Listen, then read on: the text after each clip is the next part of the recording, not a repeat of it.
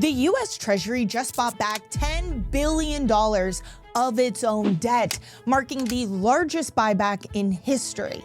But while some will say that this isn't technically quantitative easing, make no mistake, this is 100% government intervention in our monetary system and a giant red flag that things are far worse than they want you to believe. But not only that, the implications of this move are massive, because this isn't just about propping up the bond market. This is about the accelerating collapse of the dollar. And if your savings, your retirement, or your financial future are still in this system, this is your warning signal to get out. So why is the Treasury stepping in like the Fed? What does this bond buyout say about our debt, the dollar, and what happens next? And most importantly, how can you use this information to protect yourself before it's too late? Let's get into it. In case you missed it last week, the U.S. Treasury announced a bond buyback operation to the tune of $10 billion, or the largest buyback in history.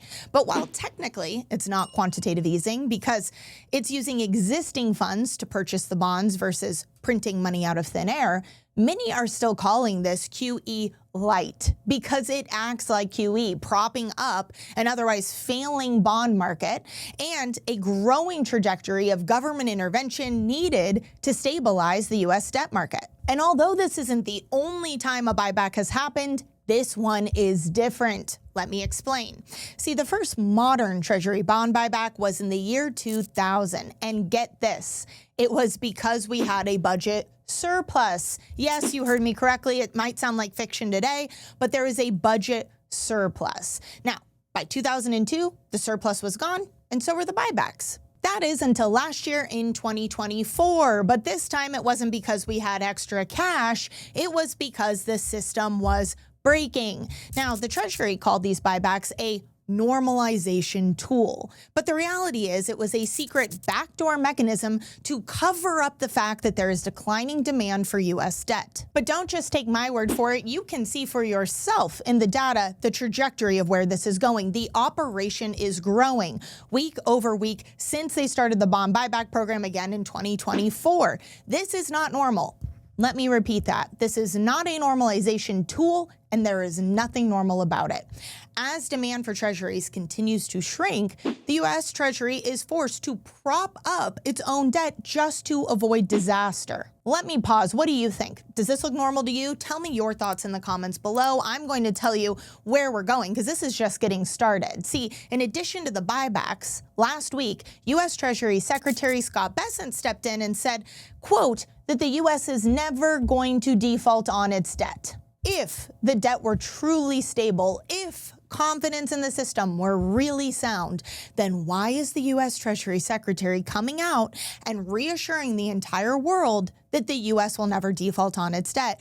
You don't say that unless confidence is cracking. And this isn't just some throwaway line. We are talking about the world's supposed safe haven asset, supposedly the most liquid market in the world, the foundation of the global monetary system. But if history has taught us anything, it's that when those in power come out and reassure us that everything is fine, it's usually not. So what is going on? Well, over the last few months, concerns around the U.S. Treasury market have been growing. Yields are surging as demand is down, which is a big problem for the United States, because without demand, borrowing gets more and more expensive. And this year alone, the United States has to refinance almost $8 trillion worth of debt, which leaves the U.S. with two choices. Number one, it can pay off its debt, which, let's be real, they can't do. Or number two, they could roll over the debt at newer, higher rates, which the U.S. cannot afford for long. So what happens when a country cannot pay its bills and cannot borrow more because no one will lend? Well, if it were people we were talking about, most people would default. But the U.S. isn't just another person. It is the controller of the global reserve currency, meaning the U.S. has one more option: print more dollars. This is what the world is watching for, and you should be too. See, once the buyers disappear and the interest burden is too great, the only option left is to devalue the currency. Now, technically, they'll say this isn't a default, which is why people love to say the United States can never default on its debt. But just because it's not called a default by definition does not mean it doesn't act like one. But this wouldn't be the first time either. See, in 1933, the U.S. guaranteed all bondholders physical repayment in gold, real money. But then FDR declared a national banking emergency in which he confiscated all gold bullion from citizens valued at $20.67 an ounce. They then voided the gold clauses from Treasury contracts, turned around and revalued gold for $35 an ounce, devaluing the dollar by 40% overnight. As a quick side note, because I know someone's going to comment, pre-33 coins were exempt from this confiscation. They left a loophole for the wealthy elite who knew what real money was and weren't going to give up their gold, which is why many people today choose pre-33s as their preferred store of wealth. But those who held paper dollars during this time, well, they lost 40%, nearly half of their purchasing power, half of their wealth was wiped out in an instant. Then, in 1971, foreign nations were operating under the Bretton Woods Agreement, an agreement that promised they could exchange dollars for physical gold. That is until President Nixon broke that promise, delinking the dollar from gold. Effectively, America defaulted on its international obligations. You cannot change the terms of repayment. You cannot devalue creditor claims. It's a default in everything but name. But today, unfortunately, nothing has changed. They've just gotten sneakier. Now, today, if you're holding U.S. debt or U.S. dollars, your wealth is being silently eroded. You'll still get paid back. You'll just get paid back less. Your dollars will still have value. That value will just be less.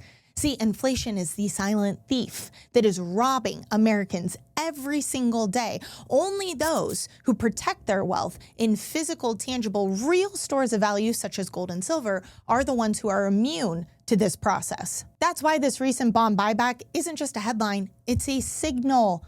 The Treasury is buying record amounts of its own debt. The Fed is rolling over its bond holdings. And now, Scott Bessent, on top of all of this, wants banks to absorb more bonds with less capital requirements. So now, not only are we risking the savings of other nations, not only are we jeopardizing our own ability to pay back our debt, but now we are further contaminating an already contaminated system, our financial institutions, with debt that supposedly looks safe on paper, but is really a ticking time bomb. Assets that could be depreciating in value like that before anyone tells us otherwise. Which would leave the government with no choice but to go full speed on the printing press at a speed that we haven't seen before. But if that happens, then the dollar is going to fall so fast, and it will be those that are still inside the system that are going to feel it the most.